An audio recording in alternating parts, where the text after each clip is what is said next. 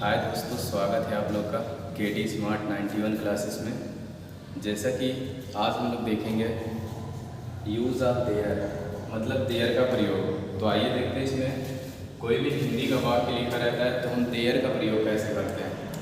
तो यहाँ पे जो कह रहा है कि यूज़ ऑफ देयर, इसके लिए पहले हम एक पहचान देखेंगे। सबसे पहले एक पहचान देखेंगे कि किस सेंटेंस में हम देयर का प्रयोग करेंगे। तो इसमें कह रहा है कि जब किसी हिंदी वाक्य में है, हूँ, हो या था, थे, थी से पहले वाक्य के सब्जेक्ट या कर्ता का उल्लेख किया गया हो तो उस वाक्य को अंग्रेजी में बदलने के लिए सब्जेक्ट के स्थान पर देयर का प्रयोग करते हैं। तो ये इतना हमारे लोग का परिभाषा थी। तो इसमें क्या करेंगे, सबसे पहले एक हिंदी का सेंटेंस देखेंगे जिसमें क्या कह रहा है कि पहला वाला हिंदी का सेंटेंस एग्जाम्पल के रूप में देखते हैं। यहाँ पे ये बता रहा है कि जो हिंदी का वाक्य होगा उसमें जो लास्ट में है, हूँ, हो और था, थे, थी दिया रहेगा, इससे पहले उसका सब्जेक्ट दिया हो। तो उसके लिए हम एक सूत्र भी लिखे हैं। तो सूत्र ये दिया गया है जिसमें क्या कह रहा है, इस सूत्र का मतलब सबसे पहले हम देयर लिखेंगे और उसके बाद फिर प्लस और उसके बाद इज एम आर, वो टेंस जैसा होगा उसके अनुसार इज एम आर दोनों में से कुछ भी लगाएंगे और उसके बाद फिर वाज वर जैसा टेंस होगा। अगर अंत में था, थे या फिर थी आता है तो उसके लिए हम वाज या वर लगाएंगे। फिर उसके बाद अगर है, हूँ, हो आता है, हूँ और उसके बाद फिर हो आता है तो इसके लिए हम लोग इज और आर लगाएंगे। फिर उसके बाद आगे कह रहा है कि मतलब इसमें देखेंगे मेन सब्जेक्ट मतलब जो वाक्य का सबसे मेन सब्जेक्ट होगा। फिर उसके बाद आगे कह रहा है कि ऑब्जेक्ट और उसके बाद अदर वर्ड्स। तो मेन सब्जेक्ट के बाद ऑब्जेक्ट लिखेंगे, फिर उसके बाद जो कुछ बचा रहेगा वो पूरा लिखेंगे। तो पहला एग्जांपल इसमें कह रहा है कक्षा में दो लड़के हैं। तो इस वाक्य में हम सबसे पहले क्या करेंगे, ढूंढेंगे मेन सब्जेक्ट क्या होगा। तो इसका अगर मेन सब्जेक्ट देखें तो दो लड़के, ये हमारा होगा मेन सब्जेक्ट। कक्षा में दो लड़के हैं तो कौन है इससे पूछेंगे तो ये पता चलता है कि दो लड़के। तो अगर ये हमारा मेन सब्जेक्ट होगा, मेन सब्जेक्ट ये होगा तो इसको जब इंग्लिश में बनाएंगे तो सबसे पहले क्या लिखेंगे, इस सूत्र के अनुसार यहाँ पे देयर लिखेंगे। पहले देयर लिख लेते हैं। फिर उसके बाद मेन सब्जेक्ट देखें तो दो लड़के, टू बॉयज मतलब बहुवचन और उसके बाद ये है, हूँ, हो आया है तो इसके साथ हम या तो इज लगाएंगे या तो आर। तो इज लगाते हैं एक वचन के साथ और आर लगाते हैं बहुवचन के साथ। तो यहाँ पे लगा लेंगे आर।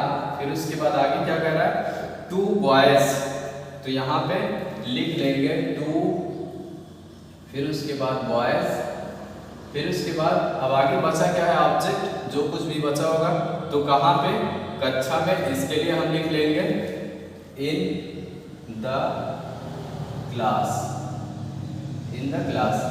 ये सेंटेंस पूरा हुआ। अब इसी क्रम में देखते हैं नीचे वाला एक और एग्जाम्पल। तो इसमें कह रहा है कि हमारे गांव में, यहाँ पे थोड़ा सा मिस्टेक हो गया, हमारे गांव में एक कुआं है।